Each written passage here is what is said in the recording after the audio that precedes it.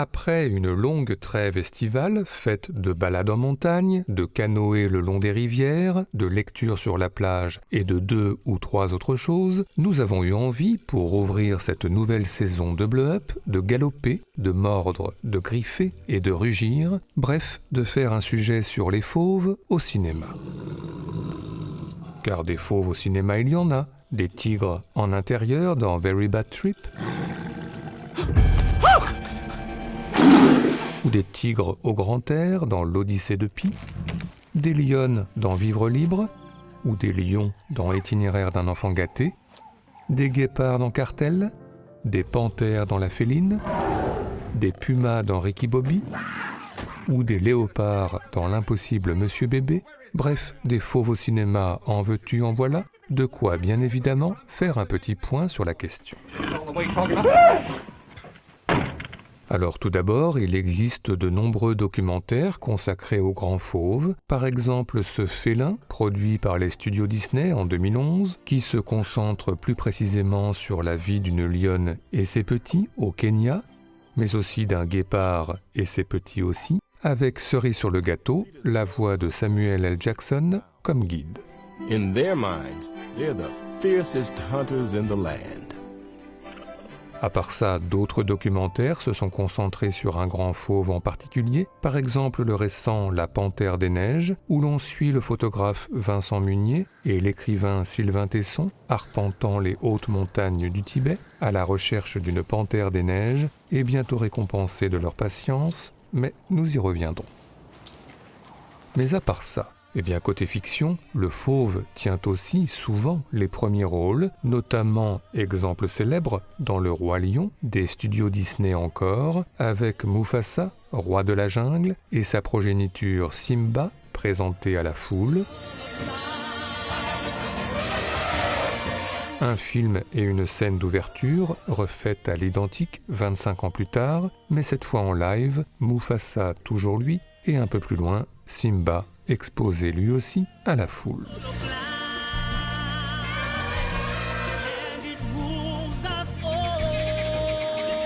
Sinon, dans ces films, le fauve incarne plus souvent le méchant de service, vil, cupide et manipulateur, par exemple dans Robin des Bois, avec le prince Jean, toujours prêt à voler son peuple. Taxes, beautiful, lovely, taxes. Sinon, autre exemple, dans L'Âge de glace, le tigre à dents de sabre Diego, qui prépare mauvais coup sur mauvais coup. Et puis il y a, bien évidemment, Shere Khan dans Le Livre de la jungle, toujours à la recherche de proies innocentes. Cela dit, à l'inverse, les fauves, en tous les cas petits, sont parfois synonymes d'instants fraternels très kawaii, par exemple entre 2 tigres bébés au Cambodge, dans 2 frères, mais aussi entre un jeune garçon et un lionceau au Burkina Faso, dans L'Enfant lion, ou encore entre une jeune fille et un lionceau blanc en Afrique du Sud, dans Mia et le lion blanc, et un lionceau qui, tel un chat, a toujours le don pour se poser là où il ne faut pas. Sinon, n'oublions pas le récent King, avec à nouveau un lionceau, mais cette fois échappé de l'aéroport d'Orly et recueilli par la petite Inès, une Inès qui va du coup devoir s'adapter à son régime alimentaire exigeant.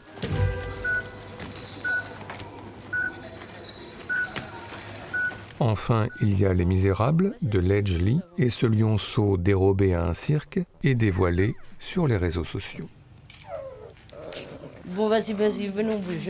Tu vas en faire quoi en fait du lion? Venez. Mais à part ça, eh bien le fauve au cinéma est souvent humanisé et notamment doté de la parole. C'est dans la série du monde de Narnia, le lion Aslan, grand sage, qui a la voix de Liam Neeson. Welcome Peter, son of Adam. Welcome Susan and Lucy, daughters of Eve. Sinon, dans un genre différent, dans la série des Kung Fu Panda, citons Maître Tigresse, sans pitié avec le panda Popping, et qui a la voix d'Angelina Jolie. You don't belong in the Jade Palace. You're a disgrace to Kung Fu, and if you have any respect for who we are and what we do, you will be gone by morning. Et puis, toujours dans cette idée d'humanisation, on ne compte plus au cinéma les créatures hybrides, mi-humaines, mi-animales, comme dans La Féline, avec une Nastasia Kinski hallucinée qui commence à comprendre sa vraie nature, mais aussi dans un registre moins anxiogène, le lion peureux, incarné par Berthe Lahr dans Le Magicien d'Oz,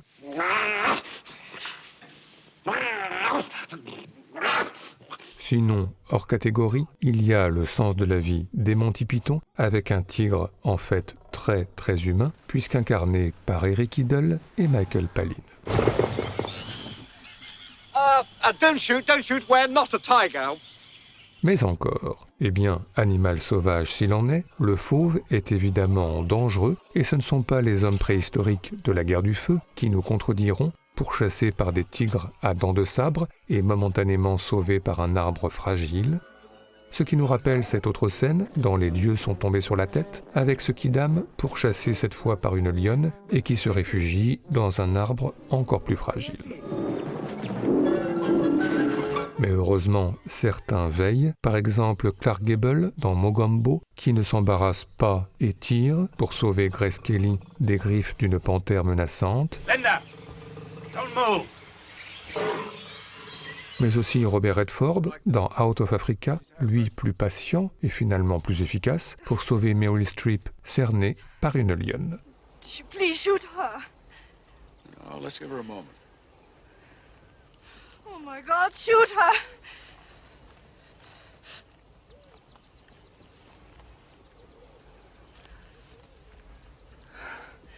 Mais à l'inverse, ce sont plutôt les fauves qui sont chassés par l'homme, comme on peut notamment le voir dans L'ombre et la proie, avec un Val Kilmer très novice, aidé par un Michael Douglas plus expérimenté.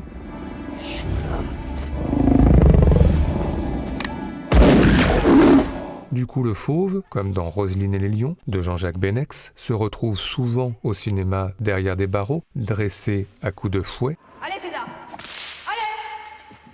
pour ensuite participer à des spectacles violents et cruels, que ce soit dans les souterrains du Maharaja en Inde, dans Le Tigre du Bengale, ou au Colisée à Rome, dans Gladiator.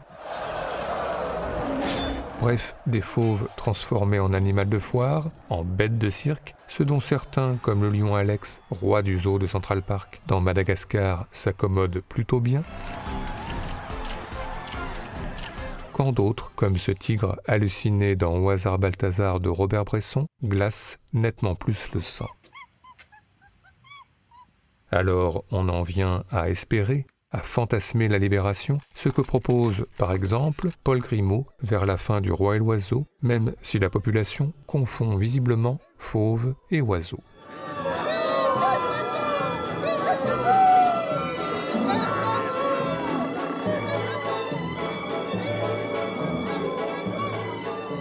C'est curieux.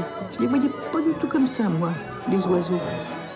Mais encore, eh bien, posséder un fauve domestique est souvent un signe de pouvoir, comme le sait bien Cléopâtre, alias Monica Bellucci, inséparable de son guépard, dans Astérix et Obélix, Mission Cléopâtre, ou comme le sait tout aussi bien César, alias Alain Delon, lui aussi inséparable de son guépard, référence évidente au film de Luchino Visconti, dans Astérix aux Jeux Olympiques. César ne vieillit pas. Il mûrit. Sinon, toujours dans cette idée de pouvoir, citons le loup de Wall Street, avec ses Golden Boys accompagnés par un lion, Pride ourselves on being the best. mais aussi Casino, avec ses mafieux se promenant avec un tigre, You know, Ace could be a very touchy guy. ou encore dans Scarface, le baron de la drogue Al Pacino, offrant à sa femme en guise de cadeau de mariage, là aussi, un tigre. À part ça, le fauve, grand prédateur s'il en est, est parfois lié aux choses du sexe, analogie que propose notamment Lars von Trier dans Nymphomaniac, lors d'un split screen que nous avons dû tricher car il contient de nombreuses images pornographiques. Une analogie fauve prédateur sexuel que propose également Pedro Almodovar dans La Piel que habito, avec ce personnage de serial violeur, inséparable de son costume tigre. Enfin, autre prédateur, parfois accompagné de fauves, le tueur en série, comme ce père de famille dans le curling de Denis Coté, qui a un tigre domestique enfermé dans une cage enneigée. Et puis, il y a Le sang du châtiment de William Friedkin, avec cette image saisissante d'un tueur en série assimilé à un tigre en cage. Enfin, terminons ce tour d'horizon par le burlesque, car nombre de comiques ont leur scène fauve. Par exemple, Charlie Chaplin, en mauvaise posture face à un lion assoupi dans le cirque, et qui n'est guère aidé par son entourage. Mais aussi Pierre Richard, menacé lui par le guépard Minou, dans La moutarde me monte au nez.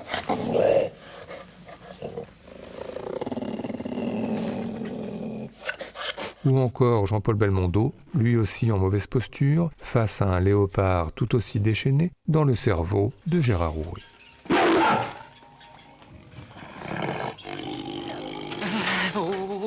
Bref, si on ajoute la peluche lion d'Al Pacino dans Manglehorn et les fauves empaillés dans L'homme qui en savait trop, si on ajoute le poster tigre dans Fish Tank et les lunettes de toilette tigre dans Tony Erdmann, si on ajoute le tigre en papier que l'on voit dans Pierrot le Fou et les tigres en papier dont on parle dans La Chinoise, l'impérialisme et tous les réactionnaires sont des tigres en papier. Mais aussi le tigre en déco sur la table dans Au feu les pompiers, et les fauves en déco sur une étagère à l'arrière-plan dans Split, et puis le tigre tapis dans La Panthère rose, et le tigre tapis aussi, mais différent, dans Juno. Wicked tiger.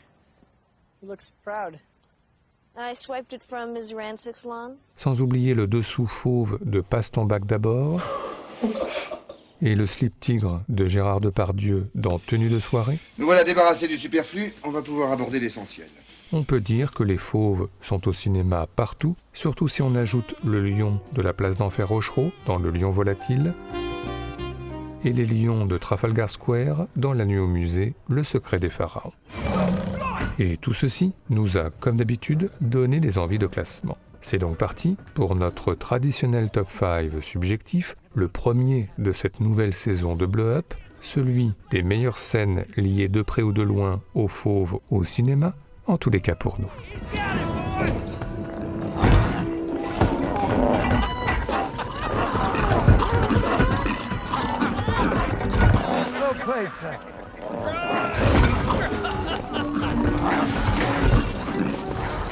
Notre numéro 5, commençons par une évidence avec Apocalypse Now de Francis Ford Coppola. 59e minute du film, Martin Sheen et ses hommes dans la jungle à la recherche de vivres, et bientôt une rencontre surprise qui signe le début de la folie, avec en point d'orgue, regard halluciné de Martin Sheen et pétage de plomb de Frédéric Forrest d'Anthologie.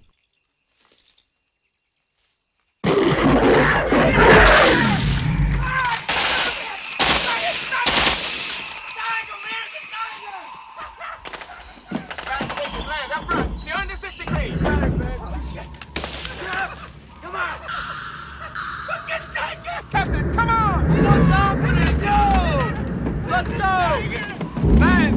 Keep you right, never get out of the fucking boat! Please, bring that 60 forward! What? Never get out of the boat! What? Never get out of the boat! I gotta remember! Never get out of the boat! Please, on the 60! Never get out of the boat! Get out of here! Now! What happened? How many is it? Fucking tiger! What? Fucking tiger! Tiger! Yeah! I've had the whole goddamn fucking shit, man! You can kiss my ass in the county square cause I fucking out! I think I'm here for this! I don't fucking need another one! I didn't get on the goddamn A3 for this kind of shit! All I wanna do is fucking cook! I just wanna learn to fucking cook, man!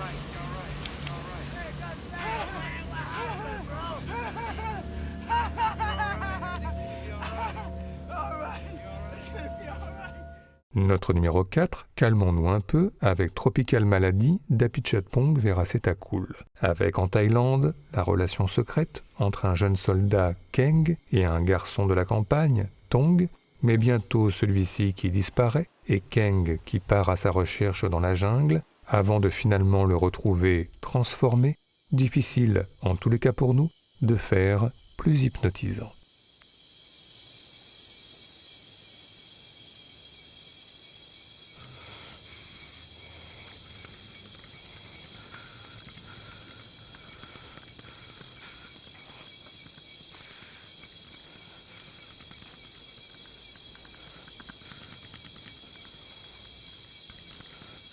แล้วตอนนี้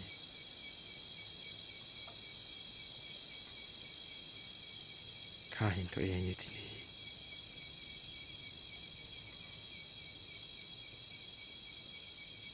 แม่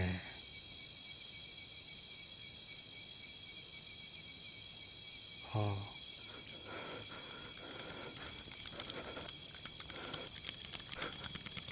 ความกลัวความเศร้า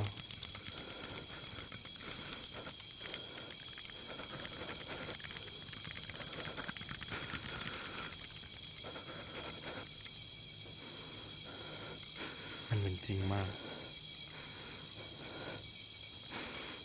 เป็นจริงจนทำให้ข้ามีชีวิตอยู่ได้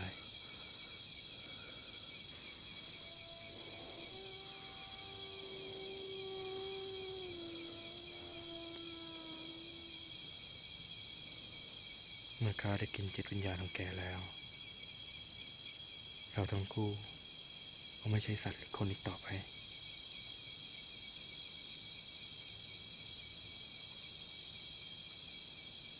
หยุดหายใจได้แล้ว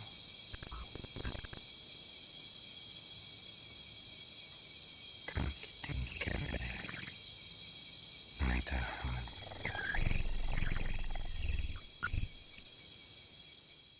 Notre numéro 3 concerne Jacques Tourneur que nous avons soigneusement gardé pour le top, car le cinéaste a réalisé 2 célèbres films autour de la question. Tout d'abord La Féline, en 1942, entrée dans l'histoire du cinéma pour cette façon si caractéristique, comme dans cette scène de piscine, de provoquer la peur sans jamais rien montrer.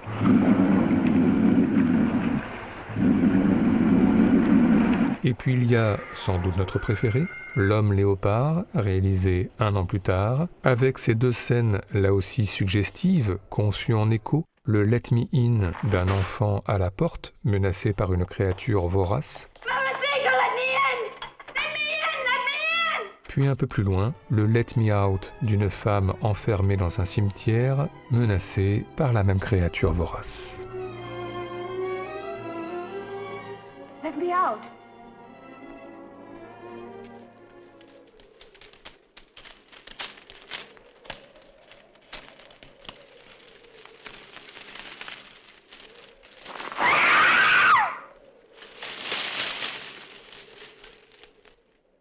Notre numéro 2 est un cas très à part et même quelque peu unique dans l'histoire du cinéma. Roar, produit, réalisé et interprété par Noël Marshall avec sa compagne Tippi Hedren. Un film complètement fou, tourné dans une propriété transformée en réserve avec plusieurs dizaines de fauves domestiqués mais pas dressés, des lions, des tigres, des pumas, pour un tournage étalé sur 6 années où tous les membres de l'équipe furent griffés, mordus, blessés grièvement. Bref, l'un des films les plus dangereux jamais tournés. Alors, voici un exemple d'1 minute 30, des risques pris par Noël Marshall et son équipe, et c'est peu dire que l'on a peur pour eux à chaque instant. No, actually, the closer you'd get to them, the more they'd like you, the safer you'd be. But look! He's going to jump on us. No, no, no, no. They're just playing. They like to play the old cat and mouse game. Here, I'll cover you. Oh, John. No, if you just look at him, or you run at him. No, no, look. What? You leave him alone.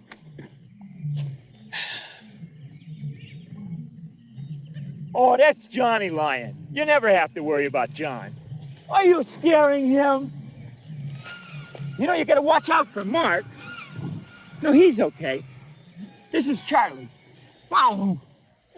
And you gotta watch out for Beery, okay? Right. It's just playing, I'm telling you. But you could get killed. The cat's got a little extra. Yeah, that's all. Oh. Wow. Wow. Are you okay? Wow. Look crazy. Wow. Enfin, notre numéro 1, nous avions dit que nous y reviendrions, alors allons-y. La Panthère des Neiges de Vincent Munier et Marie Amiguet, car après l'été que l'on vient de passer, fait de canicules, de sécheresses et de violents orages, nous avons plus que jamais des envies de nature pour oublier un peu l'homme, se faire plus discret, presque disparaître et admirer, et puis croire, espérer quand même que toute cette beauté ne s'éteindra jamais.